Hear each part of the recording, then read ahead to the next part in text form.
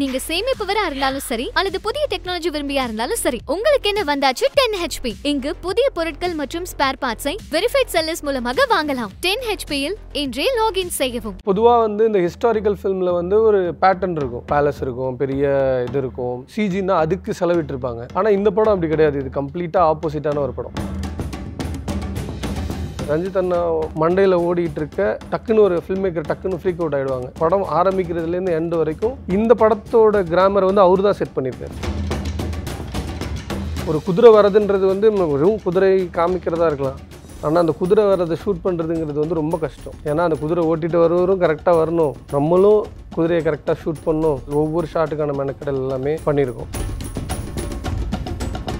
பேச முடியாத சில பெயின் இருக்கும், பேச முடியாத எமோஷன் இருக்கும். அந்த எமோஷனுக்கு நான் எவ்வளோ கேமரா பக்கத்தில் வந்து உங்களை காமிக்கிறேன்ற போது அது வந்து வெளியில் வரும்ன்றதை நான் நம்புவேன். அந்த விதத்தில் இது வந்து 18mm போயிருக்கோம். அப்போ யோசிச்சு பாருங்கள் எந்த மாதிரியான எனர்ஜி வந்து விக்ரம் சார் கொடுத்துருக்காருன்னு. அங்கேயும் அது மாதிரி ஒரு மழையோட தொந்தரவு இருந்துச்சு. திடீர்னு ஒரு நாள் மழை வந்துருச்சுனாக்க, ஏன்னா ஃப்ரேம் வச்சாலே ஃபுல் க்ளவுடாக தான் இருக்கும். அப்போ அந்த க்ளவுடெல்லாம் மேட்ச் பண்ணணும்ல, எனக்கு அந்த ப்ரெஷர் ஆகிடும். நீங்கள் என்ன தான் நீங்கள் வந்து இதே விஷயத்த இப்போ நீங்கள் பண்ணிங்கன்னு வச்சுக்கோங்களேன், பண்ணிங்கன்னா தூக்கி போட்டிங்கன்னா சிஜின்னு தெரிஞ்சிடும். சிஜின்னு தெரியாமல் அந்த பாம்பு அவ்வளோ ரியலாக இருக்கிறதுக்கு காரணம் வந்து ஒரு பாம்பு பிச்சு போட்டால் நம்மளோட ஆட்டிடியூட் எந்த மாதிரி இருக்கும், அந்த ஆட்டிடியூடை வந்து பயங்கரமாக டெலிவர் பண்ணியிருப்பார். எனக்கு அண்ணனே வந்து எப்பா இவனுக்கு ஒரு செம்மையாக ஒரு படம் பண்ணணும் அப்படின்னு இந்த ஸ்கிரிப்டை எழுதுன மாதிரி இருந்தது. நீங்கள் படம் பார்க்கும்போது புரியும்னு நினைக்கிறேன். நிறைய பேர் கேமராவுக்காக வளர்ச்சிருப்பாங்க. படம் எடுக்கும்போது என்னால் அந்த வைப்பை புரிஞ்சுக்க முடியும். சார் வணக்கம் சார். வணக்கம். தங்களானோட இறுதிக்கட்ட போஸ்ட் ப்ரொடக்ஷன் வேலைகளில் இருக்கீங்க. ஆமாம். கடைசி நேரத்தில் எங்களுக்காக இந்த படத்தை பற்றி சில விஷயங்கள் பேசுறதுக்கு ஒத்துக்கிட்டதுக்கு ரொம்ப நன்றி. ரொம்ப நன்றி. இப்போ என்னென்ன வேலைகள்லாம் போயிட்டுருக்கு சார்? இப்போ எது ஒரு முடிஞ்சிருக்கு? இது இப்போது ஃபைனல் ஸ்டேஜ் வந்தாச்சு. இப்போ நம்ம இருக்கிற இடம் வந்து லிக்ஸோ பிக்சல்ஸ் டிஏயோட ஒரு ஸ்டுடியோ. இங்கே வந்து நம்ம மேஜர் சிஜி பண்ணுற எல்லா போர்ஷனும் இங்கே வந்து தான் நம்ம ஃபைனல் பண்ணுவோம். கலர் கரெக்ஷன் நடக்கிற இடம் தான். இதுதான் லாஸ்ட் பேக்கிங்கா? இங்கே தான் நம்ம வந்து படத்தை வந்து நம்ம அவுட் எடுப்போம். இங்கே அவுட் எடுத்து தான் நம்ம அடுத்து இப்போ க்யூப்னா க்யூபு அது மாதிரி வேறு வேறு இது இருக்குது. ஓ, சவுண்டுக்கு தனியாக, கலருக்கு தனியாக? ஆமாம், இது வந்து விஷுவலுக்கான இடம் அது. ஓகே. சவுண்டுக்கு வந்து வேறு ஸ்டுடியோ. இப்போ இங்கே தான் ஆனால் விஷுவல் வந்து லாக் பண்ணி நம்ம விஷுவல் அனுப்புவோம், மாஸ்டரிங்க்கு அனுப்புவோம். மாஸ்டரிங் வந்து இப்போ க்யூப்னு ஒரு மாஸ்டரிங் அது அங்கே பண்ணுவாங்க.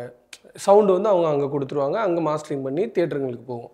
ஆனால் விஷுவலை பொறுத்தளவுக்கு இதுதான் வந்து ஒரு என்ன சொல்கிறது, ஒரு ஃபைனல் பிளேஸ் மாதிரி. இங்கே தான் நம்ம எல்லாத்தையுமே லாக் பண்ணிவோம்.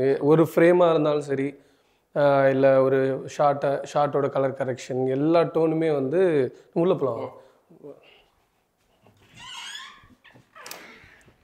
வாங்க, இதுதான் எங்களோட கன்சோல். ஓகே. இது நம்ம ப்ரொஜெக்டர் இருக்கும், இப்போ தியேட்டரில் பார்க்குற ப்ரொஜெக்டர் இருக்கும். இப்போ அதை வந்து இங்கே நம்ம அதே வேல்யூ அதே ரெசல்யூஷனில் நம்ம இங்கே பார்ப்போம். இப்போ நம்ம இங்கே இதில் பார்க்குறதா நாங்கள் தியேட்டரில் கடைசி. ஆமாம். இப்போ இந்த இடத்துக்கான த்ரோ வந்து இங்கே அந்த லெவலில் இந்த ப்ரொஜெக்டர் இருக்கும். இப்போ நீங்கள் தியேட்டரில் பார்த்தீங்கன்னா ஒரு 500 சீட்ஸ் இருக்குன்னா அதுக்கு தகுந்தாப்புல ப்ரொஜெக்டர் இருக்கும். ஆனால் அதே டெக்னாலஜி தான். இப்போ இது வந்து லேசர் ப்ரொஜெக்டரு. இப்போ நிறைய லேசர் ப்ரொஜெக்டர் உள்ள தியேட்டரும் இருக்குது, லேம்ப் ப்ரொஜெக்டர் உள்ள RGB லேசர்னு சொல்லுவாங்க. அது ஒரு டெக்னாலஜி. இப்போ இது அட்வான்ஸ் டெக்னாலஜி. இப்போ இந்த ஸ்டுடியோ வந்து லேசர் இது வந்து அப்கிரேட் பண்ணியிருக்காங்க. அவர் நம்ம கலரிஸ்ட் ஜான். ஓகே. அவங்க நம்ம டீம் லோகேஷ், கார்த்தி, அவங்களாம் என்னோட அசிஸ்டன்ஸ் அவங்க. ஸோ இதுதான் இங்கே தான் வந்து தங்கலானோட இப்போ நம்ம அங்கே ஸ்பாட்டில் என்னென்ன நம்ம ஷூட் பண்ணுறோம் அது எல்லாத்தையுமே வந்து ஃபைனல் பண்ணுற இடம் வந்து இந்த இடம் தான். இந்த இடத்துல தான் ஃபைனலாக ஒர்க் போயிட்டுருக்கு. உங்களை நான் KGFல மீட் பண்ணியிருந்தேன். அங்கே உங்களோட இந்த சேலஞ்சஸ், நீங்கள் பட்ட கஷ்டங்கள் எல்லாத்தையும் கண்கூடாக பார்த்தேன். ஸோ அதை தாண்டி பல விஷயங்கள் இருக்குது. ஏன்னா இந்த படத்தோட இந்த ப்ரீலேருந்து இப்போ நீங்கள் போஸ்ட் வரைக்கும் ப்ராசஸ் பண்ணுற பல விஷயங்கள் இருக்குது. ஸோ அது எல்லாத்தையுமே இப்போ உங்கள்கிட்ட பேசி தெரிஞ்சுக்கலாம்னு நினைக்கிறேன். சார், சில கதைகள் வந்து கேட்டோன்னே ஓகே சொல்லலாம், சில கதைகள் வந்து ப்ராசஸ் பண்ணி தான் ஓகே சொல்ல முடியும். யோசிச்சு அதில் இருக்க சிக்கல்கள்லாம் யோசிச்சு தான் பண்ண முடியும். தங்கலான அப்படிப்பட்ட கதை தான். அது நிறைய சிக்கல்கள் இருக்குது, சேலஞ்சஸ் நிறையா இருக்குது. எதனால் ஒத்துக்கிட்டீங்க? சேலஞ்சஸ் இருக்கிறதுனால தான் ஒத்துக்கிட்டேன். இது ஒத்துக்கிறது இல்லை. ஆக்சுவலாக எனக்கு நட்சத்திரம் நகர்கிறது வந்து ரொம்ப சேலஞ்சான ஒரு ஃபில்ம் அது.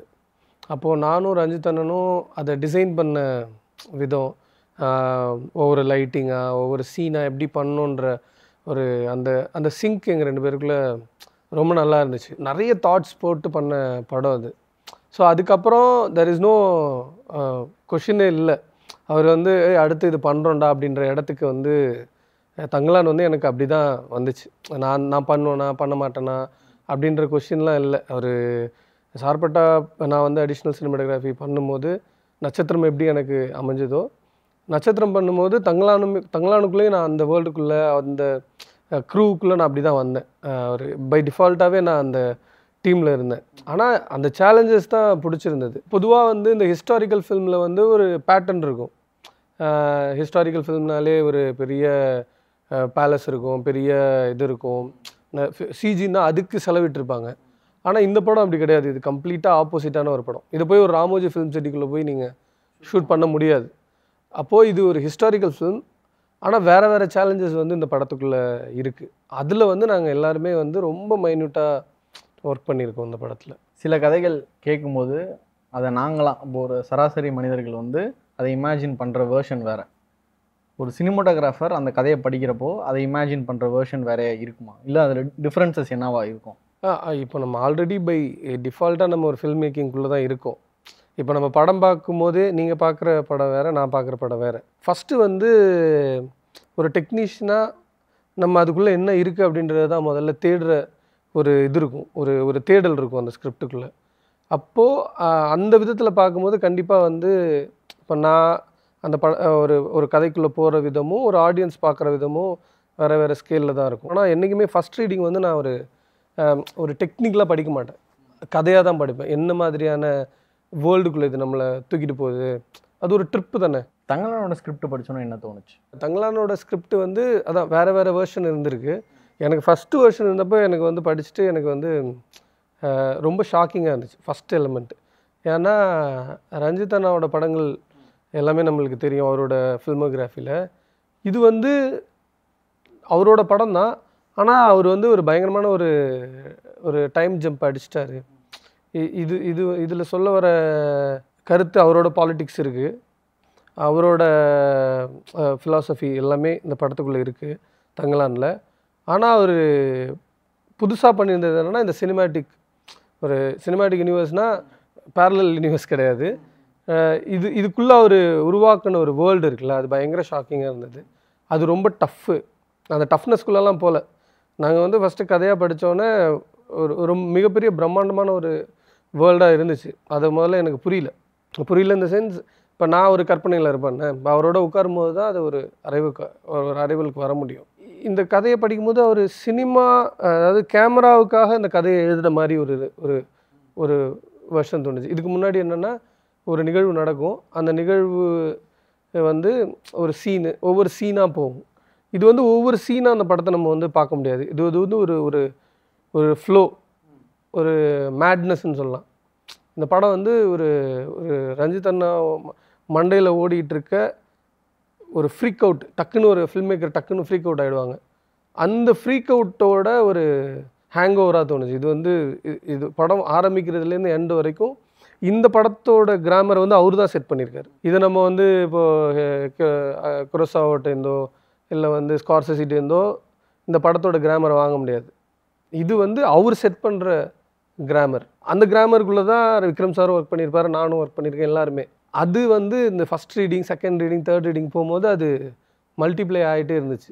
அந்த விதம் ஆஸ் அ ஸ்கிரிப்டாக இது வந்து ரஞ்சித் அண்ணனோட ஒரு விஷுவல் ஸ்கிரிப்ட். ஒப்பீனியன் டிஃபர் ஆகலாம். இப்போது உங்களோட ஒரு ஒப்பீனியன் வேறு மாதிரி இருக்கலாம். ஆனால் நீங்கள் என்ன தான் இருந்தாலும் ஃபைனல் ஒப்பீனியன் டைரக்டருக்கு ஏற்ற மாதிரி அடாப்ட் ஆகணும். ஆனால் அந்த சிங்கிங்கிறது ஒரு இடத்துல போய் உங்களுக்கு மீட் ஆகும். எப்போலேருந்து அந்த சிங்க் ஆக ஆரம்பிச்சது, ப்ராப்பர் சிங்க்? எனக்கு அதான் நட்சத்திரம்லேருந்தே எனக்கு அந்த சிங்க் இருக்குது. சார்பட்டா ஒர்க் பண்ணும்போதே அவர் என்ன எதிர்பார்க்குறாருன்றதும் எனக்கு புரியுது, முரளி என்ன கொடுக்குறாருன்றதும். ஏன்னா நான் ஒரு படம் பண்ணிட்டு வந்துட்டேன். இப்போ குண்டுன்ற ஒரு படம் பண்ணிட்டு வரும்போது ஆல்ரெடி நான் ஒரு டேரக்டர், சினிமாட்டோகிராஃபராக ஒரு டேரக்டரோட ஒர்க் பண்ணிட்டு வந்துட்டேன். அப்போ இந்த டேரக்டர் சினிமாட்டோகிராஃபர் என்ன பண்ணுறாங்கன்றது எனக்கு லேர்னிங் வந்து வேறு ஒரு பர்ஸ்பெக்டிவ் போகுது. அது வரைக்கும் நான் ஒரு அசிஸ்டண்ட்டாக இருந்த வரைக்கும் என்னோடய லேர்னிங் வேறையாக இருந்தது. அப்போ இந்த பர்ஸ்பெக்டிவ் வரும்போது ஒரு டேரக்டர் இது எதிர்பார்க்குறாரு, இன்னொரு சினிமாட்டோகிராஃபர் கொடுக்குறாரு, நானும் ஒரு சினிமாட்டோகிராஃபர் ஃப்ளோரில் இருக்கேன் அப்படின்னும் போது அது வேறு ஒரு லேர்னிங் எனக்கு கொடுத்துச்சு. அதுதான் எனக்கு நட்சத்திரமில் ஹெல்ப் பண்ணிச்சு. அப்போ அவங்க எப்படி டிஸ்கஸ் பண்ணிட்டாங்க, நம்ம ஒரு வேளை இதை தான் எதிர்பார்க்குறாரோ அப்படின்றத வந்து என்னால் டெலிவர் பண்ண முடிஞ்சிச்சு நட்சத்திரமில். இப்போ அதே தான் தங்கலானில் வரத்துக்கு முன்னாடியே நாங்கள் வந்து சில விஷயம் ஃபிக்ஸ் பண்ணிட்டோம். இந்த ஃபில்ம் லாங்குவேஜ் என்ன, இது வந்து ஒரு வைட் ஆங்கிளில் பார்க்க வேண்டிய ஒரு படம். எங்கேயுமே வந்து ஒரு கவுண்டர் கட்டு இதெல்லாம் வந்து கிடையாது. இந்த படத்தோட பியூட்டி என்னென்னா ஒரு ஃப்ளோவில் இருக்கும். டைரக்டரும் அந்த ஃப்ளோவில் தான் இருப்பார். டைரக்டரும் அந்த கேமரா மூலியமாக தான் அந்த கதையை பார்த்துட்ருப்பார். அப்போ அது பை டிஃபால்ட்டாக ஆடியன்ஸும் அந்த இதில் தான். இது வந்து நாங்கள் படம் ஆரம்பிக்கிறதுலேருந்து ஃபிக்ஸ் பண்ணிட்டோம். ஆனால் ஒரு 2-3 சீனில் வந்து அவர் வேறு ஒன்று எதிர்பார்க்குறாரு. அது சில டைம் புரியாமல் வேறு ட்ரை பண்ணி திட்டெல்லாம் வாங்கியிருக்கேன். தங்கலானில் வந்து ஏன்டா அப்படி போகுது கேமரா அப்படின்ற அவ்வளோதான் அவரோட மேக்ஸிமம் கோவமே. அந்த மாதிரி டேவும் இருந்திருக்கு. அவ்வளோ ஈஸியான டேலாம் கிடையாது தங்கலான். ஒவ்வொரு நாள் ஷூட்டுமே ஒவ்வொரு எக்ஸ்பீரியன்ஸை நமக்கு தரும். ரெஃபரன்ஸ்னு சொன்னீங்க, ரெஃபரன்ஸாக நீங்கள் என்னென்ன பார்த்தீங்க? நான் வந்து ரெவனண்ட் வந்து எனக்கு ரொம்ப பிடிச்ச படம். அந்த படம் வந்து ஒரு முக்கியமான ரெஃபரன்ஸு. ஆனால் என்னென்னா ரெவனண்ட்டோட பட்ஜெட் இருக்குல்ல, இப்போ ரெவனண்ட் வந்து மனிதர்களோட கால்படாத இடத்துல தான் அந்த படமே எடுத்திருக்காங்க. அந்த படத்தில் பார்த்த பனிப்பிரதேசங்களாக இருக்கட்டும், காடுகளாக இருக்கட்டும், ஒரு ஹெலிகாப்டர் எடுத்துகிட்டு போய் ஒரு இடத்துல ஷூட் பண்ணிவிட்டு அந்த குரு திருப்பி ஹெலிகாப்டர்லேருந்து வெளில வரத்த அளவுக்கு ஒரு ஹாலிவுட்டோட ப்ரொடக்ஷன் வேல்யூ வந்து இருக்குது. ஒரு ஷாட்டுக்காக எவ்வளோ மெனக்கெடல் அந்த இதில் பண்ணியிருக்காங்கன்னா அதே அளவு மெனக்கெடல் வந்து தங்கலான்லேயும் ஒரு ஷாட்டுக்கான மெனக்கெடல், ஒவ்வொரு ஷாட்டுக்கான மெனக்கெடல் எல்லாமே பண்ணியிருக்கோம். கலரிங் ஒரு கலர்ஸாக வந்து வேறு நிறைய படங்கள் சொல்லலாம். ரெவனண்ட்டோட மெனக்கெடல் தான் எங்களுக்கு அது ரெஃபரன்ஸ். அந்த படத்தை வந்து அப்படியே நாங்கள் வந்து எந்த படத்தையும் நம்ம எடுத்துட முடியாது. ஆனால் ஒரு ஷாட்டுக்காக எவ்வளோ உழைக்கிறாங்க. ஒரு குதிரை வரதுன்றது வந்து வெறும் குதிரை காமிக்கிறதா இருக்கலாம். ஆனால் அந்த குதிரை வரதை ஷூட் பண்ணுறதுங்கிறது வந்து ரொம்ப கஷ்டம். ஏன்னா அந்த குதிரை ஓட்டிகிட்டு வருவரும் கரெக்டாக வரணும், நம்மளும் குதிரையை கரெக்டாக ஷூட் பண்ணணும். இப்போ அதுக்கு மேலே உள்ள ட்ராமா எல்லாமே அதுக்கு அடுத்து உள்ளது. அது மாதிரி என்னை பொறுத்தளவுக்கு ரெவனண்ட் வந்து ரொம்ப க்ளோஸான ஒரு reference. Killers of the flower மூன்லாம் கலர்ஸாக எனக்கு ரொம்ப பிடிச்சது. அதோட கலர்ஸு, அதோட பேலட்டு, இது எல்லாமே எனக்கு ரொம்ப பிடிச்சிருந்தது. ரெவனண்ட் ஒரு முக்கியமான படம் அதில். ஓகே, ஃபர்ஸ்ட் சேலஞ்ச் நீங்கள் ஃபேஸ் பண்ணது என்ன ப்ரீ ப்ரொடக்ஷனில்? இந்த படம் வந்து ரொம்ப ஒரு ஃபேண்டசி இருக்கிற ஒரு படம். அப்போது உங்கள் மைண்டில் என்ன இருக்குன்றது நீங்கள் எழுதிட்டீங்க, ரஞ்சிதனை எழுதிட்டார். ஆனால் அதை கரெக்டாக நான் புரிஞ்சுக்கிட்டேனான்றது தான் ரியல் சேலஞ்சு. ஏன்னா இப்போது ஒரு விஷயம், ஒரு எலமெண்ட் எழுதியிருக்காருன்னா அந்த எலமெண்ட் வந்து இந்த படத்துக்கு வந்து பெரிய ஸ்டோரி போர்டிங்லாம் நாங்கள் பண்ணல. மெயினாக இந்த மாதிரி படங்களுக்கு வந்து ஸ்டோரி போர்ட் பண்ணிட்டு போவாங்க. ஆனால் இது ஸ்டோரி போர்ட் பண்ணிட்டு போகிற மாதிரியான ஒரு படம் கிடையாது. ஏன்னா ரியல் அட்வென்ச்சராக நாங்கள் நிறையா எக்ஸ்ப்ளோர் பண்ணோம் அந்த படத்தில். இப்போ ஒகேனக்கல் போனோம்னா அங்கே கேமரா வைக்கும்போது ஒன்று புதுசாக நடக்கும், அந்த இதுலேருந்து ஒன்று டெவலப் பண்ணுவார் அவர். இப்போ அந்த மாதிரி ரீடிங்கில் முதல்ல அந்த சீனை புரிஞ்சுக்கிறதுக்கு வந்து அந்த ஃபேண்டசி வேர்ல்டை புரிஞ்சுக்கிறதுல வந்து நிறைய சேலஞ்சஸ் இருந்துச்சு. இப்போ ஒரு ஆரத்தி அப்படின்ற ஒரு கேரக்டர் இருக்குன்னா ஆரத்தியோட லுக் என்ன, ஆரத்தியோட எஃபெக்ட் என்ன, ஆரத்தியோட எஃபெக்ட்டுக்கு கேமரா டிபார்ட்மெண்ட்டாக நாங்கள் என்ன பண்ண முடியும், இந்த மாதிரி நிறையா சேலஞ்சஸ் இருந்துச்சு. அது போக போக ஒவ்வொரு மீட்டிங்லேயும் அவரோட தொடர்ந்து பேசுகிறதுலையும் ரெக்கி அப்போ ஒவ்வொரு இடத்துக்கு போகிறதுலையும் ஒரு கனெக்ட் க்ரியேட் ஆகிடுச்சு. அதுதான் நாங்கள் அப்ளை பண்ணியிருக்கோம் படத்தில். ஆக்சுவலாக ஸ்டோரி போர்டு வந்து நிறைய டேரக்டர்ஸ் வந்து யூஸ் பண்ணுவாங்க. எதுக்குன்னா அங்கே போயிட்டு நம்ம தேவையில்லாமல் டைம் வேஸ்ட் பண்ணிட்டு இருக்கிறோம். வேணால் இதான் ஷார்ட்டு, இப்படி தான் நம்ம ஃப்ரேம் வைக்க போகிறோம் அப்படின்னு நீங்கள் சொன்னீங்க. ஒகேனக்கல் போனோன்னா அங்கே இருக்கிற அட்மாஸ் நமக்கு வேற ஒன்று கற்றுத்தரும், வேற ஒன்று மாறும் அப்படின்றத சொன்னீங்க. இருந்தாலும் அது ஹெல்ப்ஃபுல்லாக இருக்காதா ஸ்டோரி போர்டு எந்த வகையிலுமே? ஸ்டோரி போர்டில் வந்து நம்ம வந்து இப்போ நிறைய ப்ளூ மேட்டில் பண்ணுறாங்க அப்படின்னா பேக்ரவுண்டில் என்ன எலமெண்ட் வருதுன்றது யாருக்குமே தெரியாது.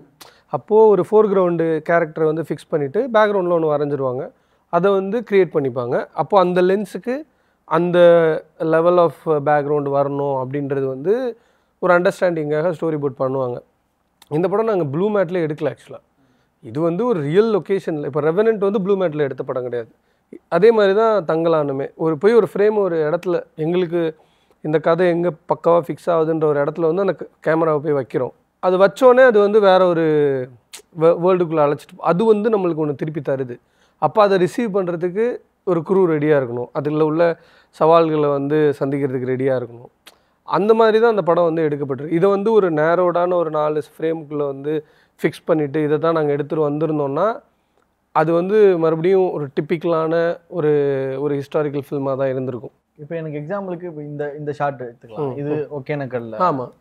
இப்போ இதை வந்து ஸ்டோரி போர்ட் போடுறதுல இருக்கிற சிக்கல் என்ன, ஸ்டோரி போர்ட் போடாமல் எடுத்ததில் இருக்கிற ஒரு அட்வான்டேஜ் என்ன? இப்போ ஸ்டோரி போர்டு இதை போட்டிருந்தோம்னா இப்போ இந்த ஷார்ட் எடுத்துருக்கோம்ல, இந்த கேமரா எங்கே இருக்குன்றது வந்து ஸ்டோரி போர்டு அப்போ ஒரு சாலிடான ஒரு இடத்துல ஃபிக்ஸ் பண்ணி இந்த ஷார்ட் எடுக்கிற மாதிரி வந்து எடுத்திருப்பாங்க. இப்போ நாங்கள் அங்கே போனோன்னே அவர் என்ன சொல்லிட்டாரு, இது ஆல்மோஸ்ட் வந்து ஒரு 25% ஆற்றை கடக்குறாங்க. ஒகேனக்கல் எப்படி இருக்குன்னா, ஒரு இடத்துல கல்லாக இருக்கும், திருப்பி வந்து டவுனாக இருக்கும், திருப்பி கல் இருக்கும். இப்போ கேமரா வந்து இது வந்து ஒரு ஓடத்தில் இருக்குது.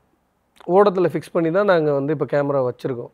இப்போ ஸ்டோரி போர்ட்னாக்க ஓடத்தில் ஃபிக்ஸ் பண்ணி இல்லை ஒரு தண்ணியில் பிளாட்ஃபார்மில் ஃபிக்ஸ் பண்ணி இந்த ஷார்ட்டை வந்து வரைஞ்சிருக்கவே முடியாது. ஓகே. வேணா ரிவர்ஸ் கிராசிங் அப்படின்னு ஒரு 4 கேரக்டர் ரிவர்ஸ் கிராஸ் அதை எவ்வளோ சேஃபாக எடுக்கிறது அப்படின்றது தான் நாங்கள் ப்ரீயாக ரெடியாக இருந்தால் அதை பண்ணியிருப்போம். இது அந்த மாதிரி நாங்கள் ப்ரீயாக ரெடியாகவே இல்லை. ஆனால் இதெல்லாம் ஸ்கிரிப்டாக ரிவர் கிராசிங் அப்படின்றது வந்து நம்மளுக்கு ஸ்கிரிப்டில் வந்து இருக்குது. அப்போது இதோட ஒவ்வொரு ப்ராக்ரஷன் ஆஃப் ஷாட்டுமே ஓடத்தில் வந்து நாங்கள் கேமராவை ட்ரினிட்டியை பிடிச்சிட்டு ரோப் போட்டு சேஃபாக நாங்களும் போயிட்டுருக்கோம், அவங்களும் கிராஸ் ஆகிட்டு இருப்பாங்க. அந்த மாதிரியான சில ஷார்ட்ஸ்லாம் வந்து போய் பண்ணும்போது தான் சேலஞ்சிங்காகவும் இருக்கும். அந்த சேலஞ்சு தான் நம்ம படம் பார்க்கும்போது பிரம்மாண்டமாக மாறும். இப்போ நம்ம ப்ரீ ப்ரொடக்ஷன் பற்றி பேசணும். ஆன் ஸ்பாட்டில் இருக்க சேலஞ்சு என்ன? இப்போ கேமரா தூக்கிட்டு நம்ம ஒன்று நினச்சிட்டு போவோம், ஆனால் அங்கே இருக்கிற டெரைனு, அங்கே இருக்கிற கிளைமேட்டிக் சேஞ்ச் எல்லாமே வந்து வேரி ஆகும். திடீர்னு ரொம்ப சூடாக இருந்தால் கேமராவும் ரொம்ப நேரம் ஆன் பண்ணி வைக்க முடியாது.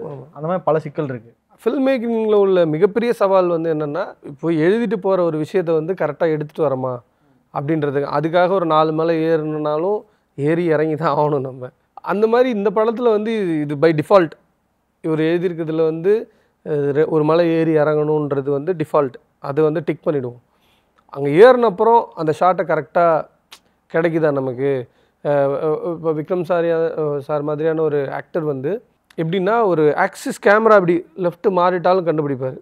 அவரை நோக்கி அந்த கேமரா அப்படியே வருதுன்னாக்க வந்துட்டு ஜஸ்ட்டு ஆப்ரேட்டர் வந்து இப்படி போயிட்டாருன்னு வச்சுங்களேன், இன்னும் லெஃப்ட் போகுது அப்படின்றவார். ஸோ அந்த மாதிரி ஆனால் நாங்கள் ஷூட் பண்ண அவன் கேமரா ஆப்ரேட் பண்ணிகிட்டு இருக்கவன் வந்து பயங்கரமான ஒரு கில்லில் நடந்து போயிட்டு இருப்பான்.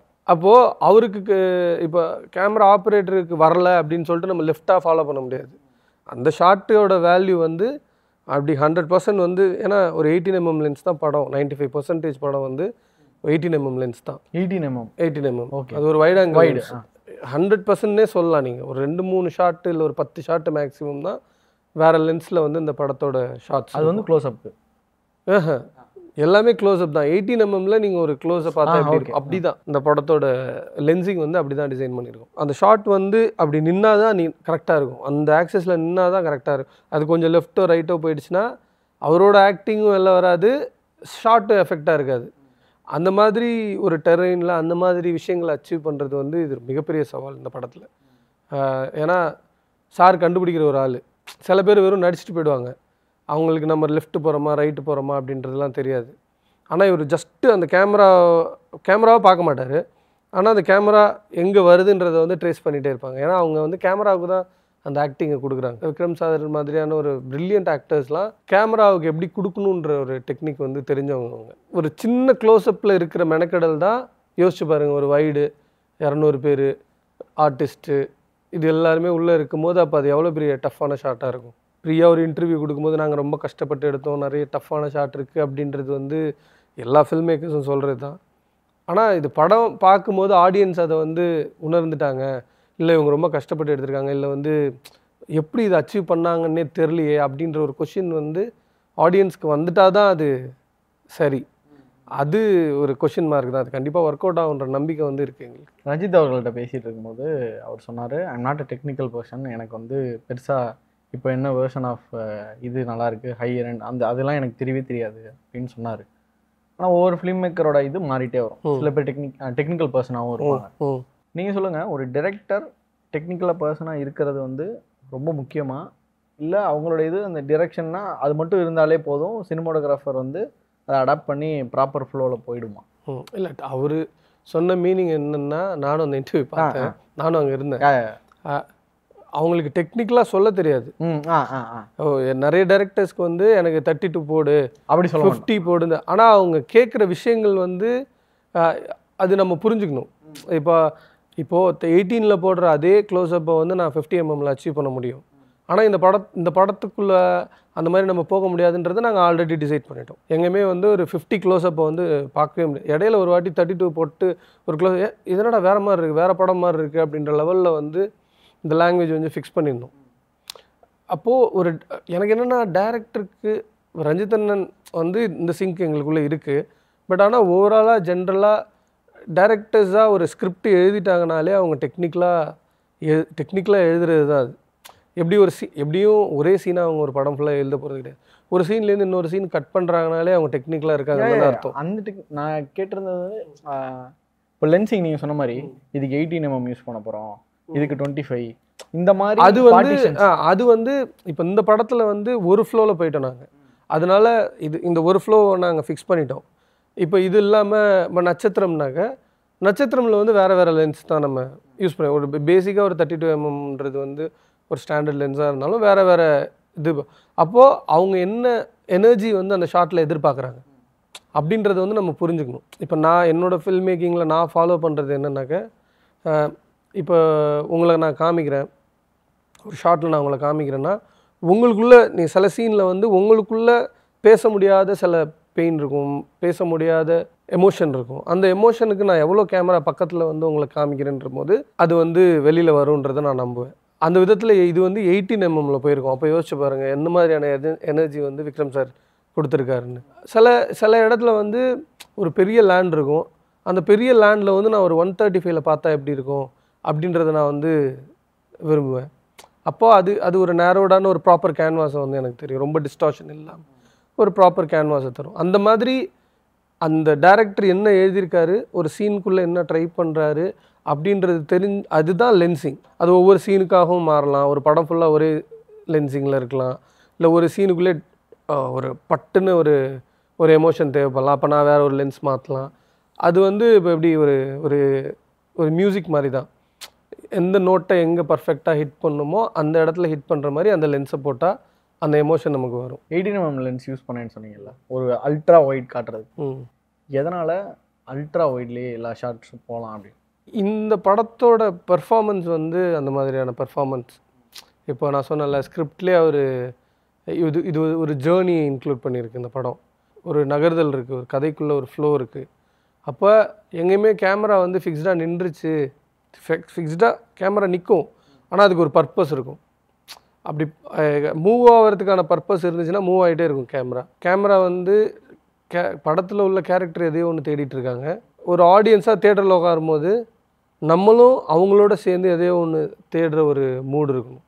அப்போது ஹியூமன் விஷனோட ஒரு பெர்ஸ்பெக்டிவ் வந்து ஒரு ஓப்பன் ஏரியாவுக்கு போயிட்டிங்கன்னா உங்கள் கண் வந்து ஒரு 18mm ஒரு வைட் ஆங்கிள் மாதிரி தான் ஒர்க் ஆகும். அந்த ஒரு எஃபெக்ட் வேணும் அப்படின்றது தான் இந்த படத்தில் ட்ரை பண்ணியிருக்கோம். அதனால தான் அந்த பர்டிகுலர் லென்ஸ். இந்த படம் முழுக்கவே லைவ் சவுண்டிங்கில் எடுக்கப்பட்ட ஒரு படம். ஒரு டப்பிங் ஸ்டுடியோ போய் ஒரு படம் வந்து அங்கே உருவாகுதுன்னா அது வேறு மாதிரியான ஒரு ப்ராசஸ். லைவ் சவுண்டிங்கிறப்போ அங்கே சவுண்ட் டிசைனர் அந்த டீமுக்கும் உங்களுக்கு இருக்கிற அந்த ஒரு அசோசியேஷன் எப்படி இருக்கும்? நாங்களும் அவங்களும் தான் அதிகமாக ஹேங் அவுட் பண்ணுற டீமாக இருப்போம். ஏன்னா லொக்கேஷன் சவுண்டுக்கு வரவங்களும் கேமரா டிபார்ட்மெண்ட்டும் தான் பயங்கர சிங்கில் இருப்பாங்க. என்னென்னா எங்கே நிற்கணும் என்ன, ஏன்னா மைக் வந்து லைவாக பண்ணுவாங்க. இப்போ உங்களுக்கு இங்கே வந்து ஒரு மைக் கொடுத்துருவாங்க, இதே மாதிரி உள்ளுக்குள்ளே காஸ்டியூமில் தெரியாத மாதிரி ஒரு மைக் கொடுத்துருவாங்க. அதுக்கப்புறம் ஒரு பூம் மைக் வந்து பிடிப்பாங்க. அந்த பூம் மைக் வந்து பார்த்திங்கன்னா இந்த படத்தில் வந்து ஃபுல்லாக வைட் லென்ஸ், 18mm லென்ஸில் பூம் மைக் பிடிக்கிறதுன்றது வந்து இது ரொம்ப கஷ்டம். தெரிஞ்சிடும் எங்கே இருந்தாலும். ஆமாம், இப்போ நீங்கள் பிடிக்கிறீங்கன்னாக்க ஒரு 18mm பெரிய கேன்வாஸ், அந்த பெரிய கேன்வாஸில் நீங்கள் மைக் வச்சிங்கனாக்கா எங்கே ஏதாவது ஒரு இடத்துல உள்ளே வரும் அந்த மாதிரி ஒரு டஃப்னஸ். இப்போது ஃபஸ்ட்டு ஒயிட் ஷாட்டில் ஒரு சீன் எடுத்துட்டோம், அடுத்துக்கு 50mm க்ளோஸ் கட் பண்ணுறோன்னாக்க மைக் பண்ணுறது ஈஸி, பூம் மைக் பண்ணுறது ஈஸி. அந்த மாதிரி ஒவ்வொரு ஷாட்டுக்கு வரும். அப்போ நம்ம டீம்லேருந்து ஒருத்தவங்க அங்கே கம்யூனிகேட் பண்ணிட்டே இருப்பாங்க. இந்த படத்தை பொறுத்தளவுக்கு அஜயன்னு ஒருத்தர் வந்து லைவ் சவுண்ட் பண்ணார், ரூபனோட டீம். அவர் லைவ் சவுண்ட் பண்ணுறவங்களுக்குன்னு ஒரு இது இருக்குது, ஒரு டீம் இருக்குது. அவங்க வந்து எல்லா படத்துக்கும் லைவ் சவுண்ட் பண்ணிட்டு போவாங்க. அது ஒரு கிராஃப்ட். இப்போ எப்படி நான் கேமராமேனாக இருக்கேன், அது மாதிரி லைவ் சவுண்டு இப்போ எப்படி வேறு லென்ஸ் யூஸ் பண்ணுறேன், அது மாதிரி வேறு மைக் அவங்க யூஸ் பண்ணுவாங்க. இப்போ அஜயனோட ஒர்க்கு வந்து இந்த படத்தில் வந்து ரொம்ப முக்கியமான ஒர்க்கு. ஒவ்வொரு சீனுக்கும் அவர் மெனக்கெட்ட விதம். இப்போ அவர் வந்து ஏதாவது ஒரு சீனில் வந்து கேமரா ஏதோ ஒன்று சிங்காகவும் இருப்போம்னா நேரில் பக்கத்தில் தானே இருப்பார், வந்து இது மாதிரி பண்ணலாமாடா அப்படின்னு அவர் வந்து கேட்பார்.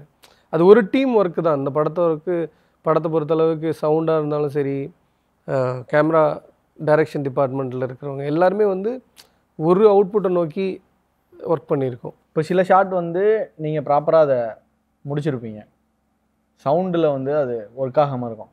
பட் அது வந்து ஒரு டைம் தான் எடுக்க முடிகிற ஷாட்டாக இருக்கும். இப்போ ஃபார் எக்ஸாம்பிள் எனக்கு தெரிஞ்சு லாஸ்ட் டே ஆஃப் கேஜிஎஃப் ஷூட்டில் வந்து அந்த ட்ரெய்லரில் நம்ம பார்த்துருக்க ஒரு ஷாட் ஒன்று வரும், எல்லா வீடு எல்லாமே எரியிற. அதுக்கும் இப்போ லைவ் சவுண்டிங்கிறது ஒரு முக்கியமான ஒரு ஃபேக்டராகவும் இருந்தது. அதில் நீங்கள் கரெக்டாக எடுத்த லைவ் சவுண்டிங் கரெக்டாக வராத பட்சத்தில் அதை வந்து டப்பிங்கில் பண்ணுவாங்க. அதில் இப்போ ஏன்னா இதெல்லாம் ஒரு டைம் தானே எடுக்க முடியும். அதாவது அது 100% சவுண்டு நம்ம அங்கே எடுக்கிறது கிடையாது. இப்போ அது வந்து வாய்ஸோட 100%. அது இல்லாமல் சவுண்டில் வந்து வேறு வேறு லேயர்ஸ் இருக்குது. ஒவ்வொருத்தரோட வாய்ஸ் ஒரு இது இருக்கும். பூம் பண்ணுறாங்கன்னா ஓவரால் சவுண்டு ஒன்று இருக்கும். இப்போ நீங்கள் நானும் பேசிட்டோம், நம்ம 2 பேர் மைக் இருக்குது. ஓவரால் இந்த இடத்தோட ஆம்பியன்ட்டுன்னு ஒன்று எடுப்பாங்க. அது மாதிரி நிறைய லேயர்ஸ் எடுப்பாங்க. இப்போ ஃபயர் அங்கே எரிஞ்சிட்ருக்குன்னா ஃபயரோட அந்த ஓவரால் ஆம்பியன்ட்டில் வந்து அந்த அந்த மைக் சொன்னேன்னா அந்த பர்டிகுலர் மைக் போட்டு ஃபயரோட சவுண்ட் மட்டும் கிடைக்குதா அப்படின்னு பார்ப்பாங்க. நிறைய இருக்குது. இப்போது கேலரியில் நிறைய ஃபயரோட சவுண்டு இது எல்லாமே இருக்குது. அதெல்லாம் வந்து போஸ்ட்டில் பண்ணுவாங்க. ஆனால் அங்கே வந்து எவ்வளோ மேக்ஸிமம் ரீட்டைன் பண்ணுறாங்களோ அவங்களுக்கு அது வந்து ஃப்ரெஷ்ஷாக இருக்கும், அந்த படத்துக்கான ஆப்டான சவுண்டாக இருக்கும். நீங்கள் டிஃப்ரெண்ட்டான 5 லேண்ட்ஸ்கேப்ஸில் படத்தை ஷூட் பண்ணியிருக்கீங்க. எனக்கு டிஃபிகல்ட்டிஸ் அண்ட் சேலஞ்சஸை எப்படி ஓவர் கம் பண்ணிங்க அப்படின்றத சொல்லுங்கள். 5 லொக்கேஷன் சொல்லிடுறேன். ஃபஸ்ட்டு மதுரையிலேருந்து ஸ்டார்ட் பண்ணிடுறேன். மதுரை அந்த ஒத்தக்கடை யானமலை அந்த சைடு எடுத்திருந்தீங்கல்ல, அந்த சேலஞ்ச். அந்த இடத்துல அந்த வெதர் பயங்கரமாக எங்களுக்கு டிராஸ்டிக்கான வெதராக இருந்துச்சு. இப்போ நம்ம எதிர்பார்த்த ஒரு லைட்டு வந்து நம்ம மற்ற இடங்களில் வந்து ஈஸியாக கிடச்சிது. ஆனால் அது மதுரையில் ஃபிக்ஸ் பண்ணுறது வந்து ரொம்ப கஷ்டமாக இருந்துச்சு. அந்த அந்த ஹீட்டை வந்து எதிர்பார்க்கவே இல்லை. அதே மாதிரி இந்த படத்தில் வர ஒரு பர்டிகுலர் விட ஹீட்டாக. ஆமாம். ஓகே, அந்த டைமில் நாங்கள் போயிருந்தோம், ஏப்ரல்லையோ இதுலையோ போயிருந்தோம். நாங்கள் பயங்கரமான வெயில். ஆனால் அது வெயில் நாங்கள் தாங்கிறது ஓகே, ஆனால் விஷுவலாக அதை மேட்ச் பண்ணல, இன்னொரு இடத்தோட மேட்ச் பண்ணும்போது எங்களுக்கு ரொம்ப டஃப்பாக இருந்துச்சு. மற்றபடி எங்களுக்கான டூல் வந்து ஒரே டூலாக இருந்ததுனால அது வந்து அப்படி ஃப்ளோ ஆயிடுச்சு. இப்போ சொன்னேன்னா அந்த லென்ஸு அந்த கேமரா மூமெண்ட்லாம் அங்கே அந்த ஃப்ளோவில் என்ன பண்ணுறோமோ அதுதான் இங்கேயும் பண்ணுறோம். கேஜிஎஃப் வந்து ஒரு என்ன சொல்கிறது, ஒரு பொனான்சா மாதிரி தான். அது எங்களுக்கு வேறு நிறைய விஷயங்களை தான் எங்களுக்கு கொடுத்துச்சு. டஃப்னஸ்னால் அதான் அந்த சீனுக்குள்ளே இருக்கிற டஃப்னஸ் தான். மற்றபடி அது வந்து எங்களுக்கு நாங்கள் இப்போ லொக்கேஷன் இருக்கியப்போ ரஞ்சித் அண்ணா ஒரு டீம் போயிட்டு ஃபஸ்ட்டு ஒரு ரிசர்ச்சுக்காக போயிட்டு வந்துட்டாங்க. அதுக்கப்புறம் நான் போனப்போ இந்த இடத்த வந்து நாங்கள் பார்த்துட்டோம், இந்த இடத்த. ஆனால் ரஞ்சித் அண்ணன் இந்த இடத்த பார்க்கல. நாங்கள் இந்த இடத்த பார்த்துட்டு இந்த இடம் செம்மையாக இருக்குது, ஆனால் நல்லா இருக்குது, அந்த மலை இதெல்லாம் வந்து அவர் வேற ஒன்று எதிர்பார்த்துட்ருக்காரு அப்படின்றது தெரியுது. அதுக்கப்புறம் பூனே ஒரு வாட்டி லொக்கேஷன் எல்லாம் சேர்ந்து போய் பூனே அதெல்லாம் பார்த்துட்டு வரும்போது நான் சொன்னேன், அந்த மாதிரி கேஜிஎஃப்பில் ஒரு இடம், ஒரு எம்டி லேண்டு இருக்குது, நம்ம சும்மா போய் பார்க்கலாங்க அப்படின்னோடனே அப்புறம் அசிஸ்டன்ட் டைரக்டரும் பார்த்துருந்தாங்க இந்த இடத்த. அவங்களும் ஸ்ட்ராங்காக சொன்னதுனால இந்த இடத்த வந்து பார்த்தப்ப இந்த இடம் என்ன ஆகிடுச்சுனாக்கா, ஆக்சுவலாக நம்ம ஹியூமன் விஷனுக்கு வந்து இந்த இடம் ஏதோ ஓகே ஒரு கிரவுண்ட் இருக்குது அப்படின்ற மாதிரி தான் ஹியூமன் விஷனில் தெரிஞ்சு. ஆனால் ஒரு 18mm லென்ஸை போட்டு அப்படி வச்சோன்னே இந்த இடம் வந்து வேற ஒன்றா ஓப்பன் ஆகிடுச்சு. இந்த இடத்தோட பிகினிங், இந்த இடத்துல வந்து ஒரு ப்ராக்ரெஷன் நடக்கும் ஒரு கதையில். அப்போ அந்த பிகினிங் ப்ராக்ரெஷன் வந்து ஜஸ்ட் அவங்க அரைவ் ஆகிருப்பாங்க, அந்த ஃப்ரெஷ்னஸ்ஸு. அங்கே ஒரு பக்காவான வின்டர் டைமில் போயிருந்தோம். அப்போ அங்கே போனோன்னே காலையில் ஒரு 5-5:30க்கெலாம் போய் கேமரா வச்சிட்டோம்னாலே மேஜிக் ஆகிடும். அந்த சன்ரைஸு, அதுக்கப்புறம் சில மாண்டேஜஸ் அதில் ட்ரை பண்ணுவோம், வேறு லைட்டு. பார்க்குறதுக்கு சிம்பிளான ஷாட் மாதிரி தான் இருக்கும், ஆனால் அது கொடுத்த லைட் வந்து ரொம்ப நல்லா இருந்தது. ஜென்ரலாகவே ஹில் ஸ்டேஷன் போனாக்க ஒரு ஒரு ஒரு பியூரிட்டி கிடைக்கும்ல. இது வந்து கடல் மட்டத்துலேருந்து ஒரு 1000 அடிக்கு மேலே இருக்குது, பெங்களூர் வெதர் மாதிரி இருக்கும். அதனால் அந்த இடத்துல வந்து உங்களுக்கு பொல்யூஷன் அதிகமாக இல்லை. அப்போ அந்த பொல்யூஷன் இல்லாததுனால அந்த லைட்டு வந்து ரொம்ப நல்லா இருந்துச்சு அந்த இடத்துல ஷூட் பண்ணுறதுக்கு. அது ரொம்ப மேஜிக்கலாக இருந்துச்சு கேஜிஎஃப்பில். ஒகேனக்கல் அந்த வாட்டரு, அந்த இது வாட்டரில் ஷூட் பண்ணுற இது இருக்கும், டிஃபிகல்ட்டி இருக்கும். ஆப்ரேட்டர்லாம் வந்து சமாளிக்கணும். எங்களுக்கு ராபின்னு ஒரு ஆப்ரேட்டர் வந்து ஒர்க் பண்ணான், ரொம்ப நல்ல ஆப்ரேட்டர், இந்தியாவிலே one of the best operator. ஆனால் அந்த தண்ணியில் மெனக்கெட்டு அவனை அந்த கேமரா வைக்க சொல்கிறது, அந்த டாக் பேக்கில் வந்து நம்ம கொஞ்சம் பண்ணிடலாம் அப்படின்னு அந்த வேலை வாங்குறது. தண்ணினாலே எக்யூப்மெண்ட் உள்ளவங்க பயந்துருவாங்க. ஆமாம், ஏன்னா அவ்வளோ ப்ரிசைஸான எக்யூப்மெண்ட் இதெல்லாம். அதை கட்டி காப்பாற்ற வேண்டிய பொறுப்பை வந்து நாங்கள் ஏற்றிருந்தோம். வெறும் வேலை மட்டும் வாங்கினது இல்லாமல் இப்போ அவங்க எக்யூப்மெண்ட் எடுத்து வந்தாங்களும் நம்மளோட ரெஸ்பான்சிபிலிட்டி. அப்போது அந்த இது இருந்துச்சு, அந்த டிஃபிகல்ட்டிஸ். அந்த டெரெயினில் ஷூட் பண்ணுறதே கஷ்டம், ஜென்ரலாக நடக்கிறதே கஷ்டம்.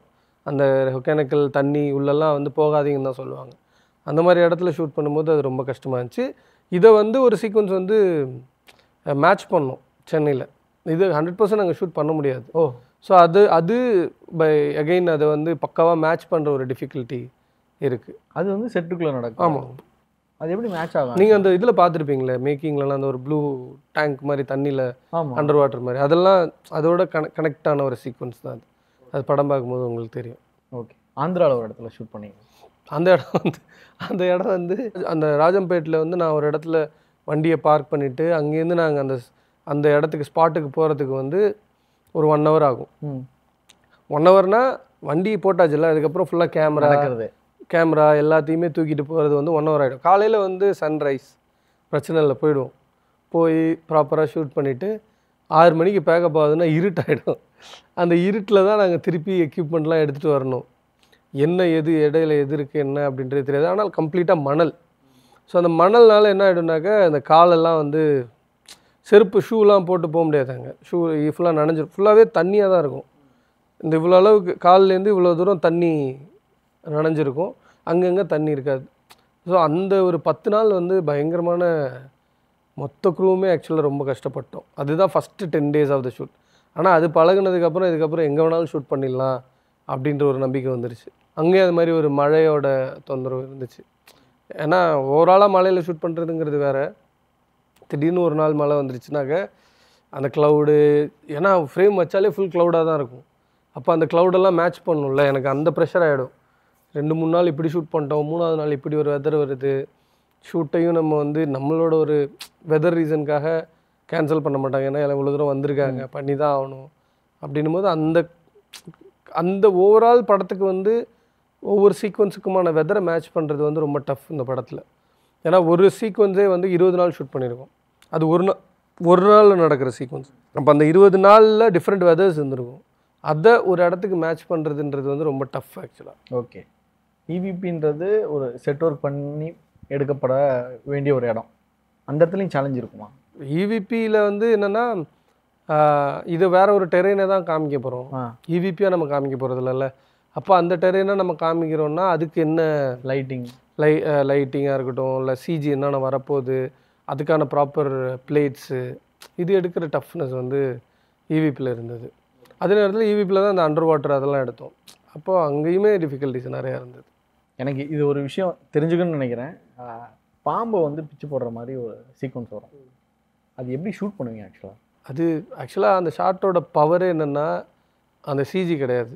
சிஜி பாம்பு பண்ணுறோம்ல, அவரோட அந்த ஆக்டிங் தான் அதை வந்து ப்ரில்லியண்ட்டாக மாற்றினது. ஆக்சுவலாக கையிலலாம் வேறு ஏதாவது கொடுப்பாங்களா? அது ஒரு ரப்பர் ஒரு இது கொடுத்துருவாங்க. நீங்கள் என்ன தான் நீங்கள் வந்து இதே விஷயத்த இப்போ நீங்கள் பண்ணீங்கன்னு வச்சுக்கோங்களேன், பண்ணிங்கன்னா தூக்கி போட்டிங்கன்னா அது சிஜின்னு தெரிஞ்சிடும். சிஜின்னு தெரியாமல் அந்த பாம்பு அவ்வளோ ரியலாக இருக்கிறதுக்கு காரணம் வந்து ஒரு பாம்பை பிச்சு போட்டால் நம்மளோட ஆட்டிடியூட் எந்த மாதிரி இருக்கும், அந்த ஆட்டிடியூடை வந்து பயங்கரமாக டெலிவர் பண்ணியிருப்பார். அங்கே கேமராவோட ஒர்க் என்னவாக இருக்கும்? இருக்கிற லேயர்ஸ் எடுத்துடணும். இப்போ அந்த ஷாட்டுக்கு வந்து லேயர்ஸ் பெருசாக கிடையாது. ஒரு சப்ஜெக்ட் லேயர் இருக்குது, அதில் நம்ம அந்த ஷாட்டை அந்த ஒரு டம்மி ஒன்று வச்சுருப்பாங்க, டம்மியை பிச்சு போட்டு தூக்கி போட்டுருவாங்க, அவ்வளோதான். அந்த ஷாட்டை பொறுத்தளவுக்கு நமக்கு அது வந்து டோட்டலாக 3Dயில் க்ரியேட் பண்ணுவாங்க. இப்போ 3Dயில் க்ரியேட் பண்ணுறதுல வந்து கேமராவுக்கு வந்து பெருசாக ஒர்க் இருக்காது. 3D இல்லாமல் சில இப்போ பெட் ரிமூவல் அப்படி இப்படி இருக்குது, சில க்ரியேஷன்ஸ் இருக்குன்னா அதுக்கான லேயர்ஸ் நிறையா எடுத்துடணும். அந்த பர்டிகுலர் ஷாட்டுக்கு வந்து நாங்கள் எடுத்திருந்தது வந்து ஒரு லேயர், அவ்வளோதான். பொதுவாக சினிமோட்டோகிராஃபர்ஸ்க்கும் வேறு எந்தெந்த டெக்னீஷியன்ஸ்க்கும் ஒரு கொலாபரேட்டிவ் பண்ணி ஒர்க் பண்ணுவீங்க? கண்டிப்பாக டேரக்டரோட ஒரு பக்கா கொலாபரேஷன் இருக்கணும். இப்போ அவர் கட் பண்ண போகிறாருன்றதுனால நான் என்ன ரெஸ்ட்ரிக்ட் பண்ணிக்க மாட்டேன். நான் வந்து ஒன்று கொடுப்பேன், அங்கே தான் அவர் கட் பண்ணணும்னு நான் நினப்பேன். அது டேரக்டரோட நம்ம பேசிடுவோம், இது வரைக்கும் இந்த ஷாட்டு, இதுக்கப்புறம் அவர் கட் பண்ணிக்கிட்டோம் அப்படின்ற இடத்துல நானுமே அந்த ஷாட்டை வந்து முடிச்சிடுவேன். ஏன்னா பெர்ஃபார்மன்ஸ் பண்ணுறவங்களுக்கு அப்போ தான் கரெக்டாக இருக்கும். இப்போது இதுதான் டயலாகு, இதில் நீங்கள் எவ்வளோ பேசுகிறீங்களோ பேசுங்க, நாங்கள் எடுத்துகிட்டே இருப்போன்ற இது வந்து ரொம்ப பிகினிங் ஆஃப் த இதில் இருந்துச்சு. நான் ஃபஸ்ட்டு படம் பண்ணும்போதோ இல்லை வந்து நான் இன்ஸ்டியூட்டில் படிக்கும் போதோ அந்த மாதிரி ஒரு தாட்டில் இருந்தேன். ஆனால் பை ப்ராக்ரெஸ்னால் நான் என்னவா மாறிட்டு இருக்கேன்னா, அவங்களும் டயர்ட் ஆகிடக்கூடாது, அவங்களோட பர்ஃபார்மன்ஸையும் ஹோல்ட் பண்ணணும். அப்படின்னும் போது சில ட்ராமா கட்ஸாக போய் தான் ஆகணும். அப்படின்னும் போது எவ்வளோ அவங்களும் பண்ணுவாங்க, கேமராவுக்கும் எவ்வளோ கரெக்டாக கொடுப்பாங்க அப்படின்ற இடத்துல தான் வந்து நம்ம கட் பண்ணுறோம். இப்போது எடிட்டருக்கு அந்த மெட்டீரியல் தான் போகுது, அவர் வந்து அதை எடிட் பண்ண. நான் என் பிட்வீன் எந்த ஷூட்லேயும் நான் வந்து எடிட்டரோட பேசி இப்படி இந்த மாதிரி ஒரு பேட்டர்ன் போவோம் அப்படின்லாம் எந்த படத்துலையும் நிகழ்ந்தது கிடையாது. நம்ம ஒன்றை வந்து பிலீவ் பண்ணுறோம். ஆனால் அந்த பிலீவ் பண்ணுறது வந்து நம்ம யாரோட பர்ஸ்பெக்டிவில் யோசிப்போம்னா எடிட்டர் பர்ஸ்பெக்டிவ்லாம் யோசிப்போம். நம்ம எடிட்டர் வந்து சவுண்டாக யோசிச்சாருன்னா அது வேறு ஒரு இடத்துக்கு போகும். நான் நம்புறது எப்படின்னா, ஒரு டைரக்டர் வந்து சினிமாட்டோகிராஃபராக யோசிக்கணும், ஒரு சினிமாட்டோகிராஃபர் எடிட்டராக யோசிக்கணும். எடிட்டரு சவுண்டாக கட் பண்ணிட்டாலே அது ஒரு இன்ட்ரெஸ்டிங்கான சீனாக மாறும். அப்போ எடிட்டர் கேமராமேனாக யோசிக்கிறது வந்து நான் எடிட்டராக டைரக்டராகவும் யோசிக்கணும், எடிட்டராகவும் யோசிக்கணும். இந்த மாதிரி ஒரு சிங்க் இருந்துச்சுன்னா அந்த டீமில் வந்து அது பயங்கரமான ஒர்க்காக மாறும். நிறைய படங்களில் வந்து சினிமாட்டோகிராஃபர்ன்ற டேர்ம் யூஸ் பண்ணுவாங்க, டிஓபின்னு யூஸ் பண்ணுவாங்க. ரெண்டுக்கும் டிஃப்ரென்ஸ் இருக்கா? அப்படி எனக்கு தெரிஞ்சு இல்லை. சினிமாட்டோகிராஃபிங்கிறதும் டைரக்டர் ஆஃப் ஃபோட்டோகிராஃபியோட ஒரு இன்னொரு வார்த்தை ஒன்று தானே? ஒன்று தான். எப்படின்னா ஒரு டைரக்டர் ஆஃப் சில படங்கள் இப்போது சீரீஸ்லாம் பண்ணுறாங்கல்ல, இப்போ கேம் ஆஃப் த்ரோன்ஸ் மாதிரி சீரீஸில் வந்து there will be 2-3 சினிமாட்டோகிராஃபர் 2-3 பேர் இருப்பாங்க, வேறு யூனிட் ஒர்க் பண்ணுவாங்க. இப்போ அவங்களுக்குலாம் ஒரு சீஃப் அது அப்படி வேணால் வந்து ஒரு டைரக்டர் ஆஃப் ஃபோட்டோகிராஃபின்ற ஒரு டேர்ம் வந்து கரெக்டாக இருக்கலான்னு நினைக்கிறேன். ஆனால் சினிமாட்டோகிராஃபி அதுவும் டைரக்டர் ஆஃப் ஃபோட்டோகிராஃபின்றதும் ஒன்று தான். ப்ரீ ப்ரொடக்ஷனாகவும் ஷூட்டிங்காகவும் ஒரு டிஓபிக்கு நிறைய ஒர்க் இருக்கும். போஸ்ட் ப்ரொடக்ஷனில் டிஓபியோட வேலைகள் என்னவாக இருக்கும் அதர் தென் டிஐ? டிஐயும் பார்ட் ஆஃப் கேமராலே வந்துடுது, அதை தாண்டி என்னென்ன வேலை? தொடர்ந்து எடிட் வெர்ஷனை வந்து கண்டிப்பாக பார்க்கணும். என்ன அங்கே பேக் ஆகிட்டுருக்கு அப்படின்னு தெரிஞ்சால் தான் அது ஒரு ப்ராப்பர் கேக்காக மாற முடியும். ஸோ அங்கே வேறு ஒன்று பண்ணிட்டு அங்கே ஒரு சிங்கில் போயிட்டு இருக்கும்போது நான் இங்கே வந்து வேறு ஒரு கலர்ஸில் வந்து நான் இமேஜின் பண்ணேன். ஒவ்வொரு ஸ்டேஜஸ் ஆஃப் எடிட்டை வந்து ஒரு சினிமாட்டோகிராஃபர் வந்து கண்டிப்பாக பார்க்கணும், அங்கே என்ன போயிட்டுருக்குன்றதை பார்க்கணும். அது ரொம்ப முக்கியமான ஒர்க்கு. அதை பார்த்துட்டாலே மற்ற எல்லாமே நம்மளுக்கு புரிஞ்சிடும். சவுண்டாக என்ன பண்ண போகிறாங்கன்றது தெரிஞ்சிடும். சவுண்டு ஸ்டுடியோவுக்கு நம்ம டெய்லி போக முடியாது, ஆனால் எடிட்டுக்கு வந்து அடம்பிடிச்சாது பண்ணுவாங்க. மெனி எடிட்டர்ஸ் வந்து விட மாட்டாங்க. நம்ம ஏதோ புதுசாக ஷார்ட் சொல்லிவிடுவோம், ஏன் அந்த ஷார்ட்டை தூக்கிட்டீங்க, ஏன் அந்த ஷார்ட்டை வந்து வைக்கலை அப்படின்னு கேட்போன்றது ஒரு பொதுவான ஒரு தாட் வந்து எல்லா எடிட்டர்ஸ்க்கும் இருக்கும். கேமராமேன் வந்தாலே ஷார்ட்ஸ் பார்ப்பாங்கன்னு. ஆனால் நான் அப்படி கிடையாது, எல்லா கேமராமேனும் அப்படி கிடையாது. நெரட்டிவாக என்ன பேசுகிறாங்க அப்படின்றது வந்து தெரிஞ்சால் தான் நம்ம ஒர்க் பண்ண முடியுன்றதை நம்புகிறேன் நான். ஸோ அந்த விதத்தில் இந்த படத்தில் ஒரு 2-3 வாட்டி போய் தொந்தரவு பண்ணி படம் பார்த்துட்டேன். நான் பார்த்து தான் இந்த இடத்துக்கு வந்திருக்கேன். தங்கலான் பற்றி நிறைய விஷயங்கள் பேசுனீங்க. தங்கலானோட ஒரு டேக்கான்னா நீங்கள் என்ன சொல்லுவீங்க? டேக்கானா நம்ம போடுற உழைப்புக்கு வந்து எப்படியாக இருந்தாலும் அதுக்கான ஒரு என்ன சொல்கிறது, ஒரு வெகுமதி வந்து கிடைக்கும்.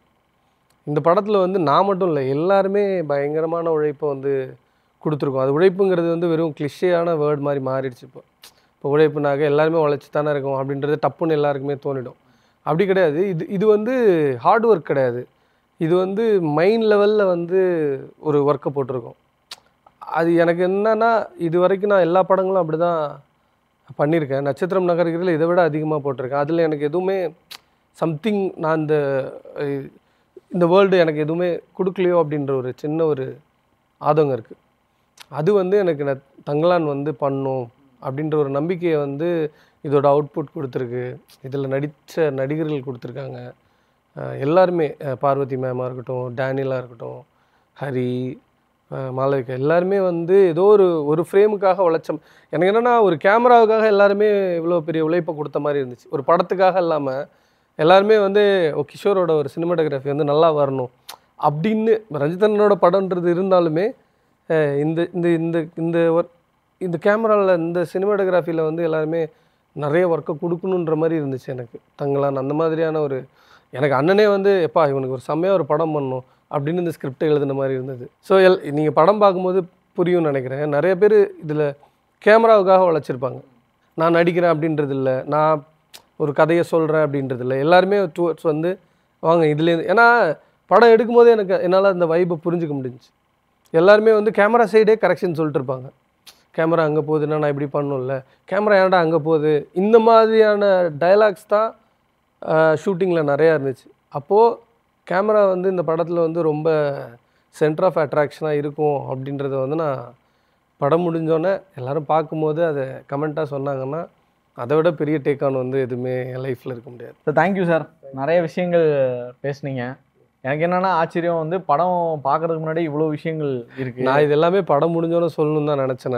நான் அந்த படத்துக்கு யோசிச்சு வச்சுருந்தேன், நம்ம ஒரு இன்டர்வியூ படம் முன்னாடியே நம்ம நிறைய விஷயம் சொல்ல வேணாம் அப்படின்ட்டு, கொஞ்சம் இன்ட்ரெஸ்டிங்காக இருக்கும் அப்படின்னு சொல்லிட்டு தான் அவங்கள வந்து நான் கூப்பிட்டுருந்தேன். கண்டிப்பாக sir, thank you so much sir. ஏன்னா படம் பார்க்குறதுக்கும் உங்களோட ஒர்க் எல்லாமே நீங்கள் சொன்ன மாதிரி தான். ஏன்னா நிறைய கிளிம்ஸ் வந்துச்சு, ஒரு மேக்கிங் வந்துச்சு, இது எல்லாத்துலேயுமே எவ்வளோ ஹார்ட் ஒர்க் வந்து ஒரு லாஸ்ட் டெக்னீஷியன் வரைக்கும் அவங்க என்னென்ன ஹார்ட் ஒர்க் பண்ணியிருக்காங்கன்றது எங்கள் எல்லாருக்குமே தெரிஞ்சுது. All the very best. Thank you. தங்கலானுக்காக பெரிய சக்ஸஸ் வரும் சார் அடுத்தடுத்து. Thank you sir. தேங்க்யூ.